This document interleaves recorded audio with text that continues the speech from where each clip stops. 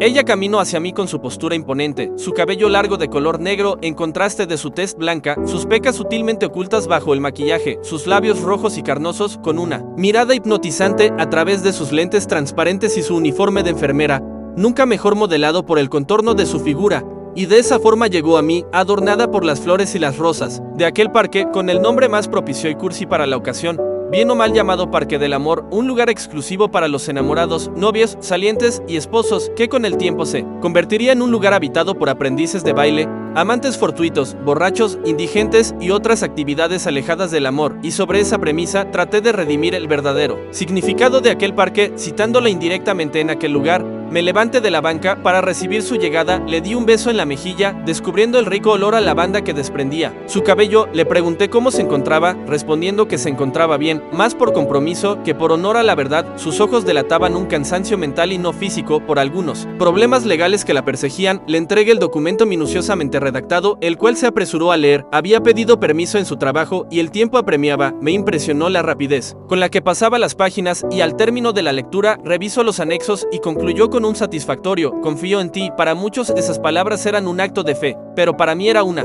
declaración indirecta, un guiño certero que posteriormente daría paso a una serie de eventos afortunados que conectarían nuestras vidas. Nos levantamos y caminamos hacia la notaría más cercana. En el trayecto imaginaba que tomaba su mano y avanzábamos juntos, sintiendo el palpitar de cada uno a cada paso con una sincronía más que perfecta. Al llegar a la notaría, realizamos todos los trámites con la celeridad del caso. Luego de eso la acompañé a tomar su movilidad. Mi único deseo en ese momento era que volviera a salir conmigo, pero en esta ocasión no como patrocinada, sino como un interés más afín, pero me frenó el miedo de mezclar lo laboral con lo personal y solo la despedí con un beso en la mejilla, quedando con un nudo en la garganta y una espina clavada en el corazón. Luego de ver cómo mi oportunidad se alejaba con ella, caminé lentamente por la vereda, sin ninguna expresión en la cara, mirando a la nada, completamente sumergido en mis pensamientos. Esa actitud errante me había valido la indiferencia de algunos conocidos que no encontraban respuesta a sus saludos. De repente vino a mi mente un pequeño fragmento de un poema recurrente: oh tulipán envuelto en tu desdicha, tú tan apacible ante los falsos amores desdeñosos, y yo bucólico presuntuoso ante tu edulcorante belleza, permite amarte como se es debido. Somos la conjugación del vértigo en perfecta comunión con la naturaleza. Automáticamente asocié ese susurro con ella y nació en mí la duda del cretino. De regreso a casa, decidí tomar el camino largo, subiendo en un micro repleto de personas con rostros taciturnos.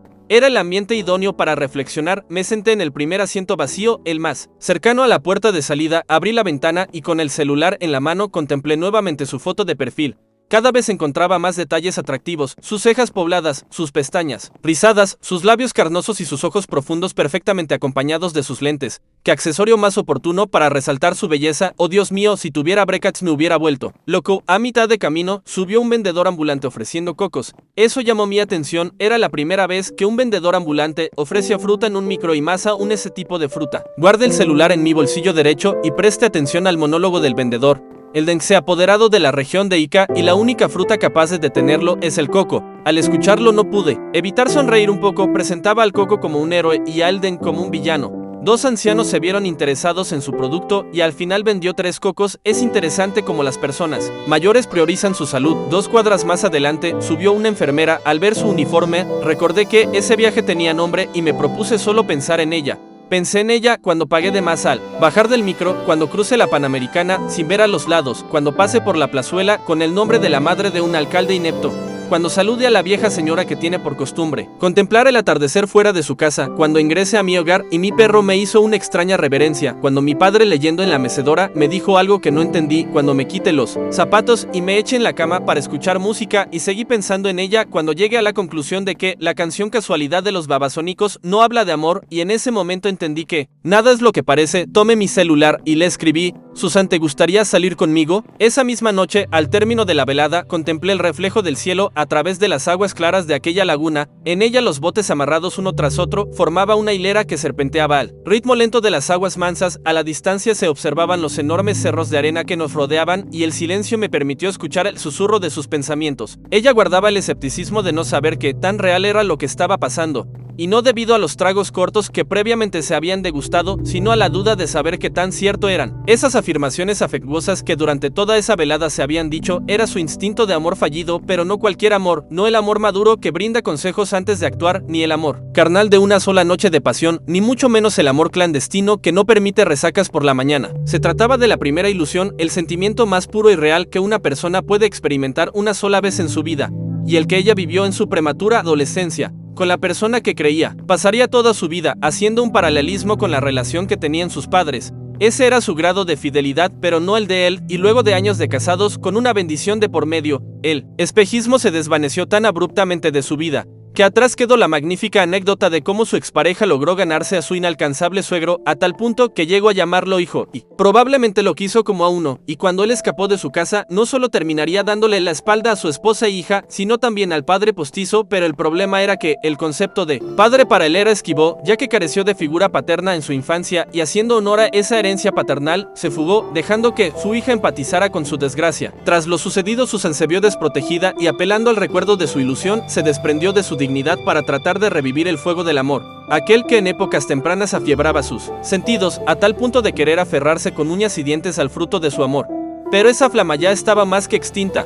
Pasarían años para que se dé cuenta que el que se va sin que lo voten, regresa sin que lo llamen. Con el pasar del tiempo, recuperaría lentamente su dignidad, pero lo que no encontraría jamás era el camino para volver a confiar al 100% en otro hombre. Cuando la besé por primera vez, al inicio de la velada, comprendí varias cosas, como que los besos rara vez serían espontáneos, haciendo de este acto algo más deseado. Curiosamente, esta predisposición a no demostrar afecto en público nos serviría como excusa para más adelante llegar a otra instancia sentimental. Al rozar sus labios, me dejaban un agradable sabor a inmaculado, como el rocío de la lluvia acariciando las flores, despertando la genuina inspiración de un hombre ilusionado, y la idealicé en todos los sentidos, desde su belleza natural, resaltada sutilmente por el maquillaje, hasta sus virtudes de mujer responsable que afronta todo tipo de dificultades, sumergiéndome en el único deseo de poder generarle una sonrisa.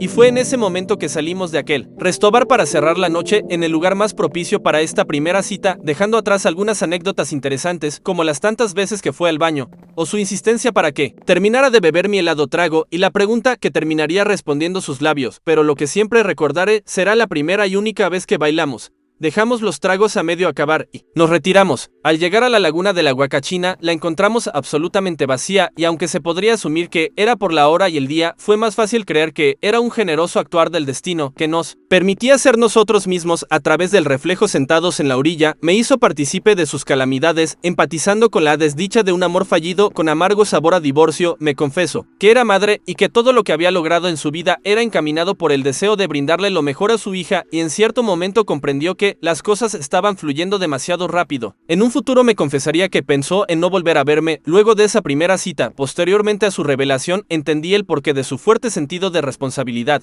A diferencia de muchas personas que pueden detenerse a reconsiderar opciones o a darse largas vacaciones, por no tener la presión de hacerlo exclusivamente por alguien más, ella al contrario lo hacía todo por su hija. Y esto le daba un extra de impulso que en silencio admiré. La velada terminó cuando nos dimos cuenta que la soledad de la noche trae consigo un hilo de inseguridad, tejido por los inescrupulosos que aguardan en la oscuridad. Por ese motivo decidimos llamar a un amigo en común para que nos movilizara, pero no cualquier amigo en común. Con relación a este, existía mucha tela por cortar. Con ella había sido amigo de promoción de colegio y conmigo, promoción de instituto, pero más importante que eso, él era el que directa o indirectamente nos hizo coincidir, jugó el papel de nexo para que ambos llegáramos a concordar, en este caso como asesor legal, visionario como ninguno. Tuvo la certeza de predecir el matrimonio fallido de ambos, y con la seguridad del mismo, volvió a acertar cuando le dijo a ella que la veía conmigo y me dijo a mí que me veía con ella. ¡Qué pedazo de alcahuete, grande Dante! Cuando subimos al carro, compartimos esa sensación de complicidad que nos permite sonreír al mirarnos, sin que nadie pueda descifrar el motivo. Cuando llegamos a su casa, la despedí con un beso, a pesar de que ella moría de vergüenza por la presencia de nuestro amigo, y cuando Dante me dejó en mi casa, le agradecí de todo corazón por haberme puesto en el camino de ella, y pude descansar con la satisfacción de saber que esa noche soñaría con Susan. Con el tiempo, me fui acostumbrando a la cálida rutina de saber sobre ella.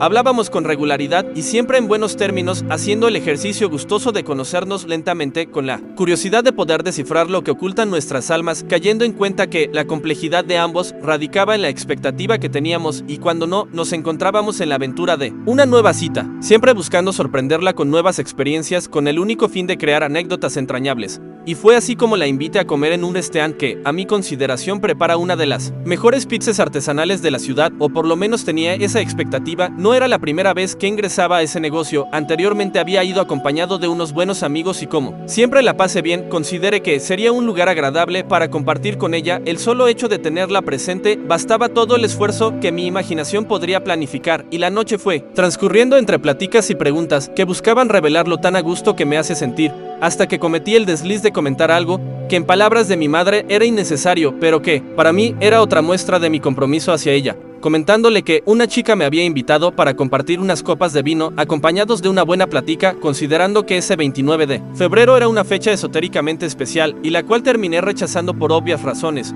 Susan me miró a los ojos y me dijo: ¿no me hubieras contado eso?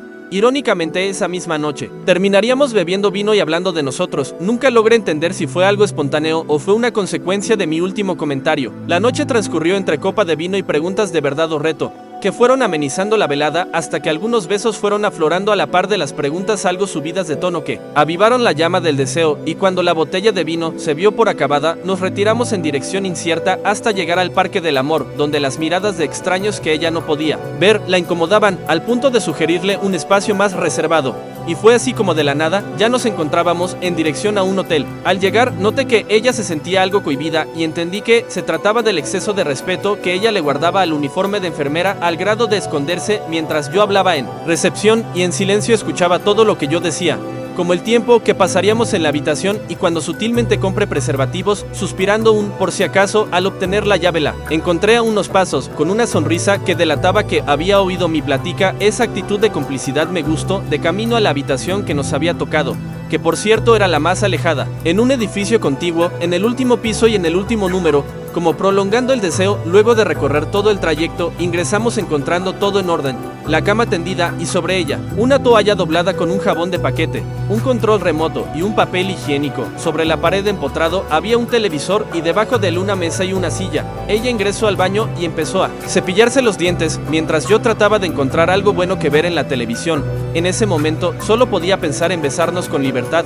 Después de todo, esa era la excusa para estar ahí, pero una cosa siempre lleva a la otra. Cuando ella salió del baño, dejó su cartera sobre la silla y se acostó al borde de la cama, dando la espalda y mirando a la nada. Me acerqué a ella, al punto de deslizarme sobre su cuerpo hasta llegar a su rostro y le di pequeños besos en la mejilla, mientras ella hacía un ademán de solo querer dormir. Seguí besando su mentón hasta llegar a sus labios, donde probé el exquisito sabor que me permitía continuar, y lentamente mi lengua recorrió su cuello, estremeciendo su cuerpo al punto de dejarnos fluir. De repente el muy respetado uniforme de enfermera empezó a volar por los aires, al convertirse en un obstáculo de la pasión, y cuando quise delicadamente quitarle el sostén no sabía cómo hacerlo, hasta que ella con un solo movimiento de su brazo se lo quitó, dejando al descubierto sus hermosos pechos. Dos de mis dedos se perdieron en la lívida travesía de recorrer su cuerpo, y el susurro de su voz pasó a escucharse como un leve gemido, y la lujuria se vio equilibrada por dos almas en una, y al vernos desnudos sobre la cama como si nos conociéramos de antaño, dimos rienda suelta a nuestra pasión hasta que algo falló y de repente pensé: mierda, se me murió el muñeco, y esto puso fin a nuestra primera experiencia íntima.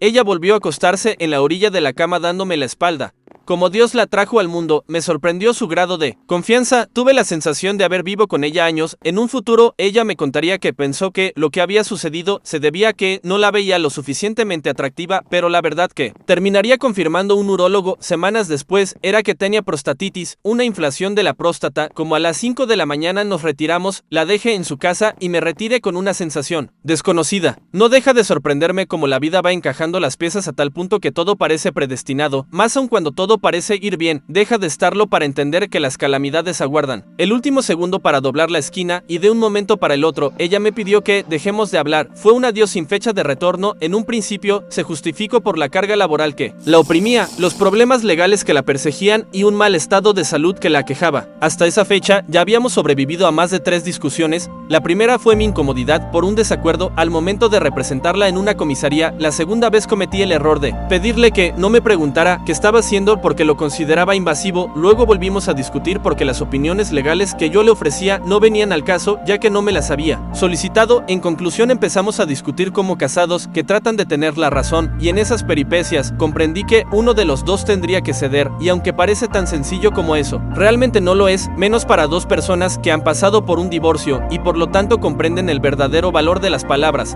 de las que se dicen sin pensar en repercusiones y de las que se guardan amargamente en el silencio, y poco a poco nos fuimos distanciando con conversaciones cada vez menos frecuentes por desacuerdos absurdos, y en cierto punto comprendí que yo tenía que ceder, ya que ella no lo haría por los problemas que la acechaban, y cedí en una relación que ni siquiera era de casados porque ni divorciados estábamos, y aún me queda la duda de saber que fuimos, porque ni enamorados llegamos. Comencé a moderar mis palabras, a decorarlos solas con corazones, a enviar link de canciones y mensajes de te quiero, la colme de detalles, dibujé una sonrisa en mi cara con el fin de tratar de contagiar mi falsa alegría para generar contraste con su desgracia. La escuchaba cuando desbordaba de problemas y guardaba mis opiniones que sabía que podían anteponerse a las suyas. Deje de ser quien soy, me convertí en esos esposos que engañan a sus parejas con una amante y guardan el sentido de culpa para portarse bien como recompensa. Me sentí así, pero sin la querida, todo a costa de mantener un vínculo que tarde o temprano haría implosión, y yo era consciente de ello, y aunque en un inicio su indiferencia aún me generaba escozor, lentamente me fui dando cuenta que el precio de cargar con toda esta relación era la desilusión y el desencanto. Me convertí en un ente mecanizado que solo actuaba porque sí. Por las noches almacenaba las canciones, los mensajes tiernos en un cronograma que me permitía saber que le enviaría todo el mes. Perdí el rumbo de mi espontaneidad y de esta forma su desinterés dejó de afectarme. Pasé de sentirme ilusionado y feliz en las primeras citas